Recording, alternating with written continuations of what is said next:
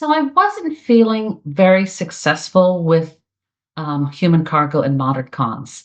I wanted it out in a broader audience, so I tried to do mysteries, tried to break through, and we know what the definition of insanity is. And so, of course, I start to do something different. And this goes back to when I first sat down to write a novel. Didn't know how to write it. I didn't know what a literary novel was.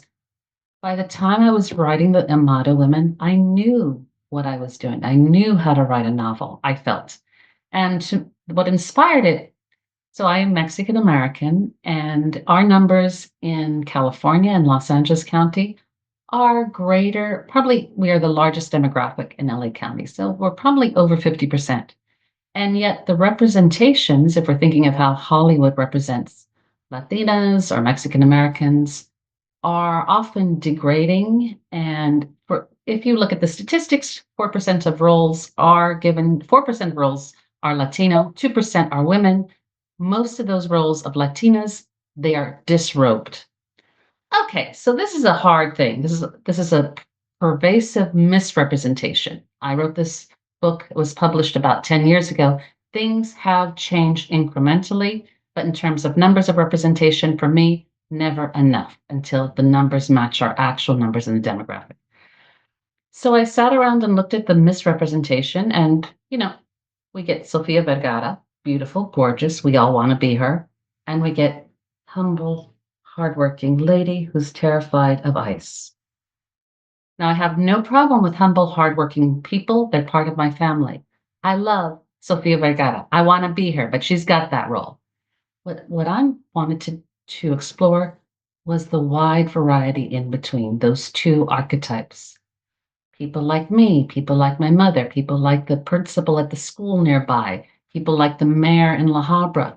I mean, nobody even thinks of Latinas in those terms, and I wanted to humanize us and deepen us and present us in all of our complexity, our pettiness, and our intelligence, just that we have a full, rich picture of actually who we are. One of the things I do is I teach at Cal State Long Beach, and I teach diversity and equity for future educators.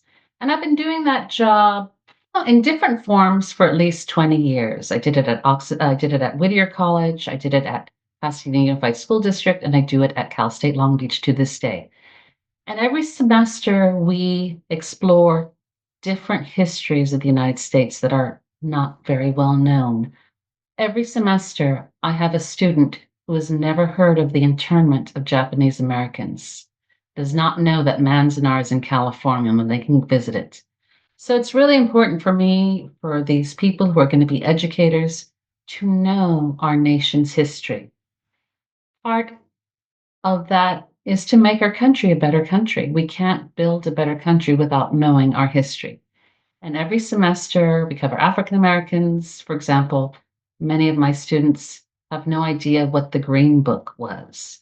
They know they know a little bit about Jim Crow, but they didn't know that there was an actual text to help people navigate safely as they drove across the country. So we also talk each semester about the mass expulsion of Mexican Americans and Mexican nationals, which very few people know about. This happened in the 1930s. Hubert Hoover was dealing with the Depression. His cabinet suggested the scapegoat Mexicans, just get rid of them and the Depression will be over. The federal government gave wide latitude to states and counties, and Los Angeles said, we got this. We got this. Statistically, I think 1 million people were pushed out of this country, 400,000 of whom were US citizens. And it is a deeply political book because it talks about our nation's history. And I shudder to think about the 20 million people ahead of us.